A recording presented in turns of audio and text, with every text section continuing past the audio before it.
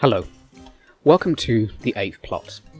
This is the first video on this channel, so hooray! This channel is all about stories, how we write them, ideas for new stories, my stories, literary theories, and the occasional Minecraft video. This first episode will hopefully explain why I've called this channel The Eighth Plot, and it comes off the back of a literary theory I've had. As you may know, there are apparently only 7 plots in story writing. When you sit down to write a book, play, or film script, etc., unfortunately, your plot will be one of only 7. They are overcoming the monster, where a protagonist seeks to defeat an antagonistic force which threatens them or the world in some way. A good example would be The War of the Worlds. Then you have Rags to Riches, which is where a poor protagonist acquires wealth, power, maybe a mate, friends, a boyfriend, girlfriend, etc. But then loses it all and gains it back, growing as a person as a result. A nice example would be Aladdin. Then you have the quest plot, where a protagonist and usually companions set out to acquire an important object or to get to a location. They face temptations and other obstacles along the way. One of my favourite examples of a quest narrative is The Lord of the Rings. Then you have Voyage and Return, where the protagonist goes to a strange land and after overcoming the threats that it poses, or learning important lessons unique to that location, they return with experience and have grown as a result, like Alice's Adventures in Wonderland. Then you have comedy, where a light, humorous character with a cheerful experiences a cheerful and happy ending, usually a dramatic work where triumph over adverse circumstances is central to the story, resulting in a successful or happy conclusion, just like Hot Fuzz, my favourite comedy. Then you have tragedy, where the protagonist is a hero with a major character flaw or great mistake within them, which is ultimately their undoing. Their unfortunate end evokes pity at their folly and the fall of a fundamentally good character, like Romeo and Juliet. Then finally you have the rebirth plot, where an event forces the main character to change their ways and often become a better individual. Just like perhaps the most famous example of this, A Christmas Carol. So those are the plots. They were formulated by a journalist named Christopher Booker, and broadly I think he's right about this.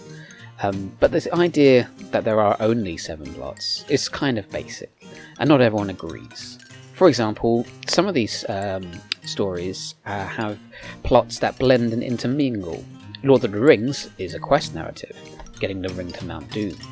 But there is also overcoming the monster, in the sense of Sauron, or maybe even the ring itself is the monster.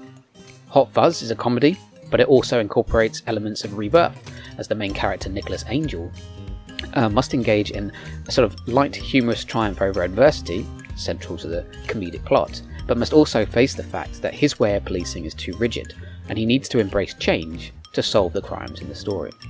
Alice's Adventures in Wonderland are clearly Voyage and Return, but also has the hallmarks of overcoming the monster on occasion. Some stories are hard to pin down, because they contain so many elements, neither plot takes precedent over the other. However, when you pick up any story and simplify it, one of the 7 basic plots would tend to apply. And I have a theory that there is an 8th plot.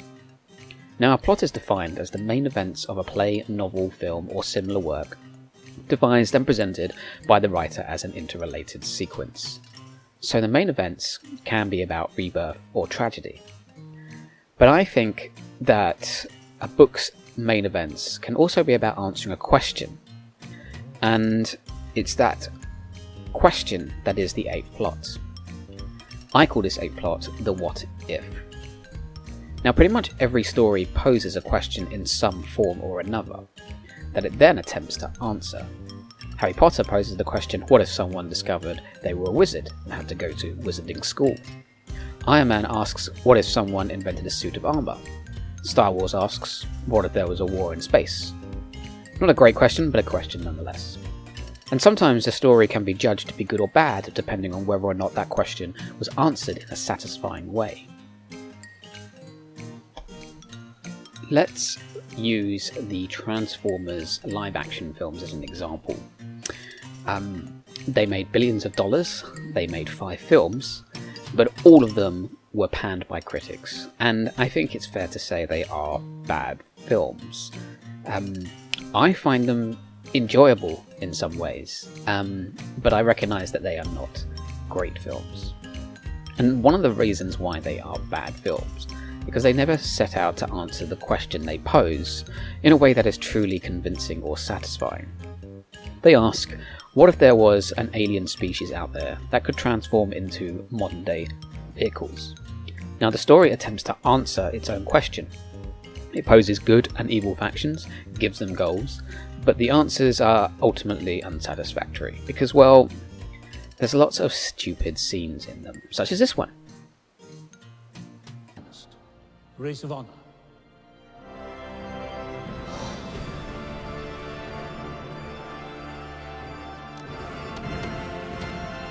Why is this happening?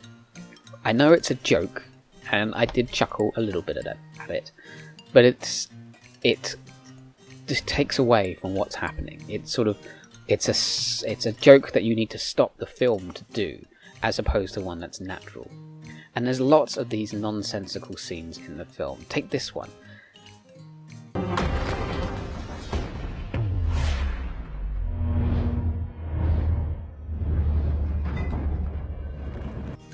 Why did they film it like that? And why are we wasting time watching it?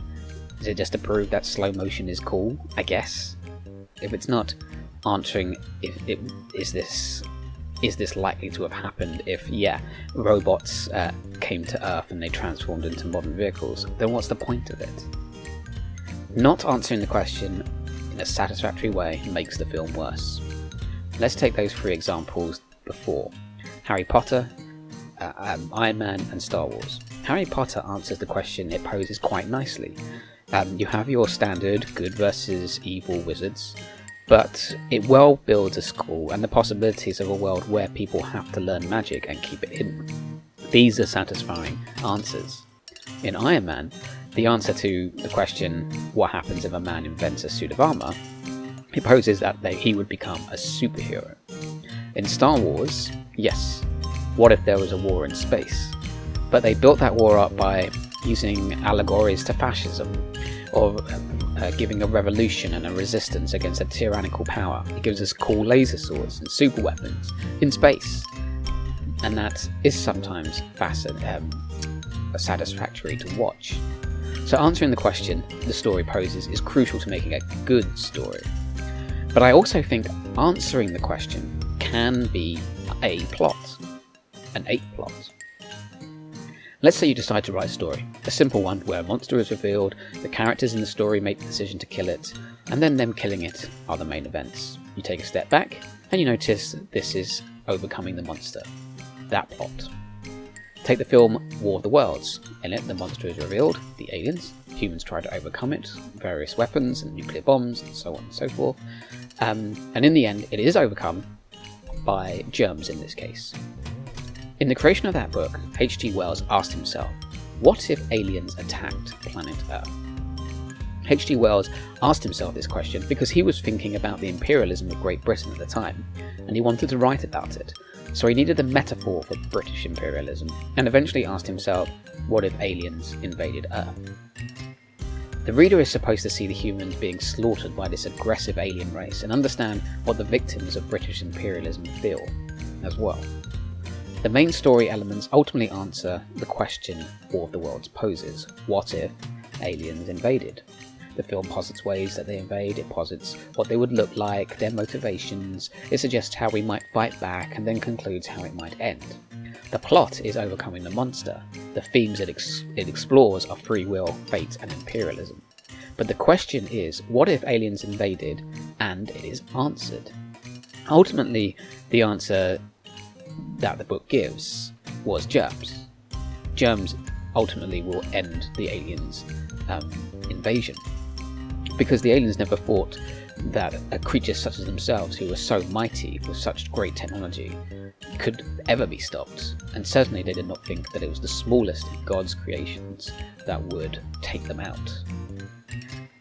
And that's a message for readers to, at the time, think of British imperialism, that ultimately Britain is not as great as it thinks it is, especially when it appears to its victims, or when the British Empire went all around the world, seizing territory, that one day they will be stopped, that they're not as great as you think. And all these main events answer the what if question. They perfectly give us a sequence of events that show us what would happen if aliens invaded. And that what if plot is in every story.